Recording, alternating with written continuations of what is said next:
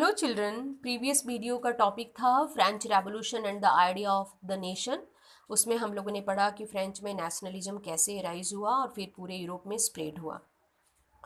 और फिर फ्रांसीसी नेशनलिज्म ने पूरी दुनिया को भी इंस्पायर किया था।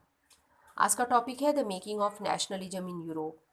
Let's start the new topic. If you look at the map of mid 18th century Europe, you will find that there were no nation state.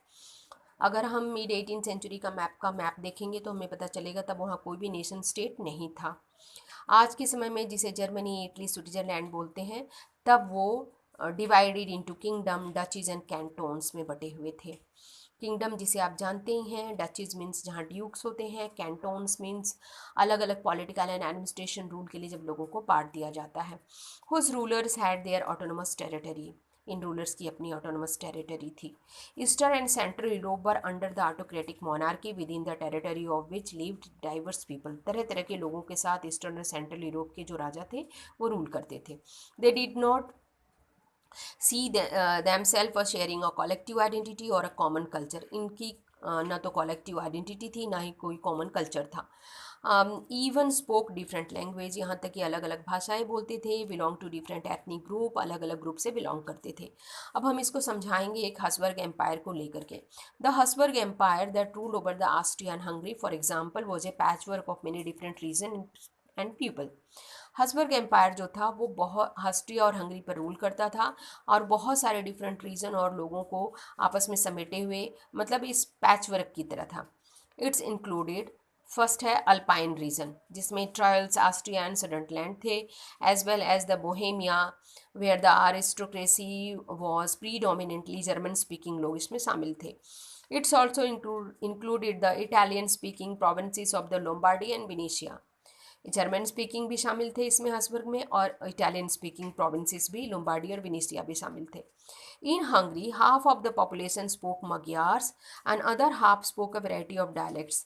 Hungary में आधी पॉपुलेशन मग्यार बोलती थी और आधी दूसरी भाषा बोलती थी। इन ग्लीसिया अरिस्टोक्रेसी स्पोक पॉलिश। ग्लीसिया के अंदर जो हाई क्लास के लोग थे वो पॉलिश लैंग्वेज बोलते थे।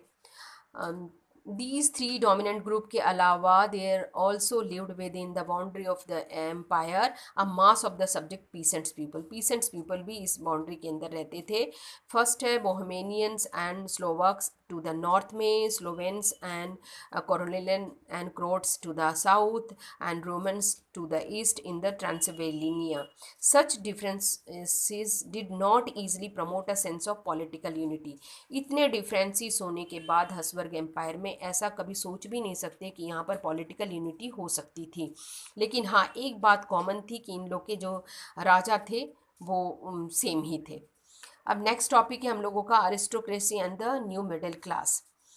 Socially and politically, aristocracy was the dominant class on the continent. The member of this class were united by the common way of life। इन लोग एरिस्टोक्रेसी यानी हाई क्लास के जो लोग हैं वो डोमिनेंट क्लास बोली जाती है, और इस क्लास के लोगों में यूनिटी है कि इन लोग का लाइफ एक जैसा होता है across the regional division. They owned states in the country sides, इनके अपने कंट्री साइड स्टेट्स होते हैं, and also town houses. They spoke French for purpose of diplomacy and in high society. French language बोलते हैं। Their family were connected by the tie of marriage. इनकी family जो है वो शादी की वजह से एक दूसरे से जुड़ी होती है। वो बात अलग है कि पावरफुल जो ये एरिस्टोक्रेसी है इस संख्या में काफ़ी कम है। मेजोरिटी किसकी है पॉपुलेशन? पीसेंट्री की मेजोरिटी है। वेस्ट साइड में जो लैंड का फार्मिंग होता है वो टेनेंट और स्मॉल ओनर्स के द्वारा किया जाता है, और ईस्टर्न और सेंट्रल यूरोप में जो खेती है वो सर्फ्स के द्वारा यानी गुलामों के द्वारा की जाती है। Industrialization began in England in the second half of the 18th century। Industrialisation जब इंग्लैंड में second half of 18th century में जब स्टार्ट हुआ, इसके बाद एक नए सोशल ग्रुप का उदय हुआ। वेक new social group come into being a working class population. एक वर्किंग क्लास पॉपुलेशन आई जो कि इंडस्ट्री में काम करती थी, वो मिडिल क्लास थी। इसमें थे इंडस्ट्रियलिस्ट, बिजनेसमैन, प्रोफेशनल्स, ये सभी लोग शामिल थे। It was among the educated, ये सभी के सभी एडुकेटेड थे, पर इनके माइंड क्या थे? लिबरल थे, यानी आज़ाद दिमाग के ये लोग थे। लिबरल मिडिल क्लास इन लोगों के जो आइडियाज़ थे वो नेशनल यूनिटी की थी, यानी पूरे देश में जो है यूनिटी होनी चाहिए, नेशनल यूनिटी। तो ये लोग किसको फॉलो करते थे? एवोल्यूशन ऑफ द अरिस्टोक्रेटिक, यानी कि जो तानाशाही है, जो हाई क्लास की जो प्रिविलेजेस मिल रहे हैं, फ़ायदे मिल रहे हैं इन लोगों को ख़त्म कर देना चाहिए, इसकी पॉपुलैरिटी को पूरी तरह से ख़त्म कर देना चाहिए। तो ये थे नई मिडिल क्लास सोशल ग्रुप का उदय हुआ इंडस्ट्रियलाइजेशन के बाद, जिनकी विचारधारा कंजर्वेटिव लोगों से काफ़ी अलग थी। What did the liberal nation stand for? तो द टर्म लिबरलिज्म जो है वो लैटिन वर्ड से लिया गया है, जिसका मतलब है free. Liberalism stood for freedom of the individual and equality of all before the law. Liberalism में फ्रेंच रेवोल्यूशन के समय काफ़ी फेमस वर्ड हुआ था। Since the French revolution liberalism had stood for the end of the autocracy and जो clerical privilege मिल रहा था उसको ख़त्म करने पर जो है लिबरलिज्म ने काफ़ी जोर दिया था। तो और जो ये फ्रेंच रेवोल्यूशन के समय जो था, इस समय लोग जो थे फ्रांसीसी, वो लोग कॉन्स्टिट्यूशन रिप्रेजेंटेटिव गवर्नमेंट की डिमांड कर रहे थे, एक पार्लियामेंट की डिमांड कर रहे थे। तो yet equality before the law did not necessarily stand for the universal suffrage. ये universal suffrage means right to vote है। जैसा कि क्लास 9 में आप लोगों को याद होगा, France which mark the first political experiment in the liberal democracy. France जो है पहला पॉलिटिकल एक्सपेरिमेंट हुआ था फ्रांस में लिबरल डेमोक्रेसी का। The right to vote and get elected, ये दो चीज़ें जो थी वो प्रॉपर्टी ओनिंग मैन के पास ही थी, यानी जिसके पास संपत्ति है उसी को राइट टू वोट था और वही इलेक्ट हो सकता था। The man without property and all womens were excluded from political right. जो आदमी जिनके पास प्रॉपर्टी नहीं थी और जो औरतें थीं उनको कोई पॉलिटिकल राइट नहीं था।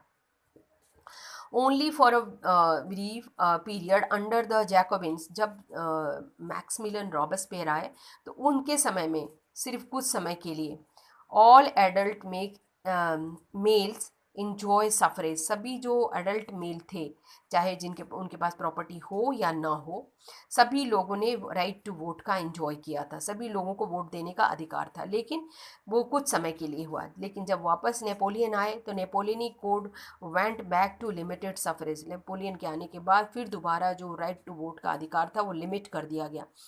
Reduce women to status of minor, औरतों को तो माइनर्स का स्टेटस दे दिया गया।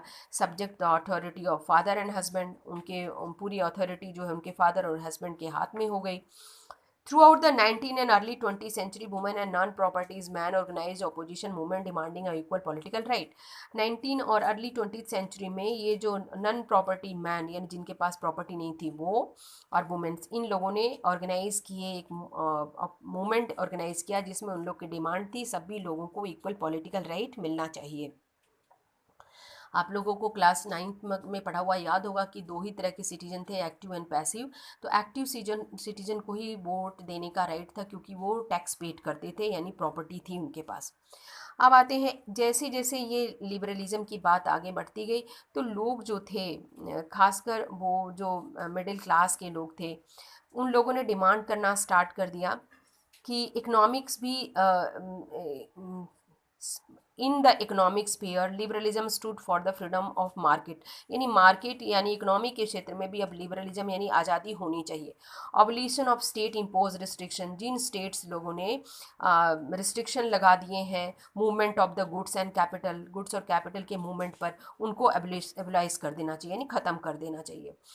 तो ड्यूरिंग द 19th सेंचुरी ये बहुत ही स्ट्रॉन्ग डिमांड मिडिल क्लास की तरफ से उभर के निकली कि इकोनॉमिक्स भी लिबरलिज्म आना चाहिए, आज़ादी मिलनी चाहिए। तो नेपोलियन ने बहुत सारे सुधार किए थे।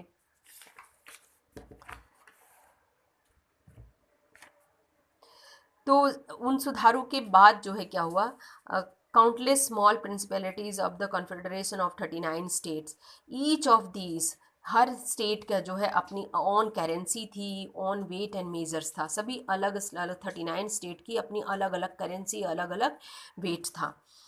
अब मैं यहाँ, हम लोग यहाँ पर एक एग्जाम्पल दिया हुआ है, उसके एग्जाम्पल के थ्रू समझेंगे कि कैसे उन यूरोप में 39 स्टेट की अलग अलग करेंसी थी और अलग अलग वेट एंड मेजर था, तो लोगों को क्या प्रॉब्लम आती थी। A merchant travelling in 1833 from Hamburg to Nuremberg, एक व्यापारी है जो 1833 में हम्बर्ग से न्यूरमबर्ग की यात्रा करेगा टू सेल हिज गुड, अपने सामानों को बेचने के लिए, would have had to pass through a 11 custom barrier and pay a custom duty of about 5% of each one of them। एक जो व्यापारी है वो हम्बर्ग से न्यूरमबर्ग जब जाएगा तो उसे 11 कस्टम बैरियर क्रॉस करने होंगे और हर बैरियर पर उसे 5% कस्टम ड्यूटी देनी पड़ेगी। Duty were often levied according to the weight and measurement of the goods. वो है बात कि जो उसकी ड्यूटी है उसके सामानों के वेट और उसके मेजरमेंट पर डिपेंड करती है। Each region had its own system of weight and measurement, और जितने भी रीजन थे उनके अपने अलग अलग वेट और मेजरमेंट का सिस्टम अलग अलग था। और फिर दूसरी चीज़, जब वो लोग हर कस्टम बैरियर पर जाते थे तो वो काफ़ी टाइम टेकन भी था, कैलकुलेशन करने में काफ़ी समय भी लग जाता था। ये दो प्रॉब्लम व्यापारियों को बहुत होती थी, एक तो हर बैरियर पर उन्हें कस्टम ड्यूटी देनी पड़ती थी और दूसरा उनका समय भी बर्बाद होता था। अब अगला है the measure of clothes for example. अब यहाँ पर भी एग्जाम्पल से समझाया हुआ है कि उस समय मीटर सेंटीमीटर नहीं सब जगह लागू था, एक था एली बोलते थे उसे, which each region stood for a different length, हर रीजन में अलग अलग इसकी एली की लेंथ अलग अलग होती थी। एंड टेक्सटाइल मटेरियल मान लेते हैं, फ्रैंकफर्ट में वुड गेट यू 54.7 सेंटीमीटर मिलेगा एक टेक्सटाइल मटेरियल, और उतना ही कपड़ा मेंस में 55.1 सेंटीमीटर मिलेगा, न्यूरमबर्ग में 65.6 सेंटीमीटर और फ्रेसबर्ग में 53.5 सेंटीमीटर मिलेगा। तो मतलब हर स्टेट का, हर रीजन का अपना अलग अलग वेट एंड मेजरमेंट था, तो जिससे कि इकोनॉमिक यानी कि कमर्शियल जो एरिया था उसमें काफ़ी प्रॉब्लम होती थी व्यापारियों को।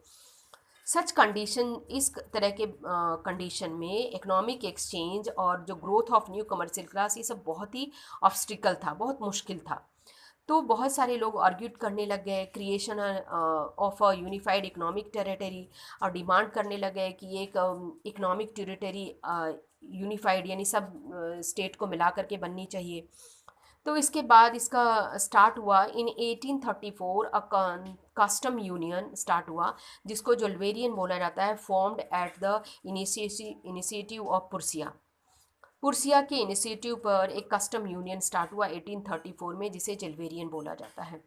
इसको ज्वाइन किया था most of the German state, सभी जर्मन स्टेट ने इसको ज्वाइन किया। इसके बन जाने के बाद क्या क्या हुआ, इस यूनियन ने एबलाइज द टैरिफ बैरियर, जितने टैरिफ बैरियर थे उसको ख़त्म किया।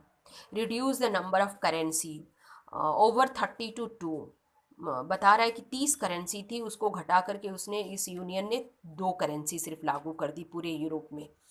रेलवे भी अब तेज़ गति से बढ़ने लगा एक रीजन से दूसरे रीजन में, ताकि इस गुड्स एंड कैपिटल को आराम से एक जगह से दूसरी जगह पहुंचाया जा सके।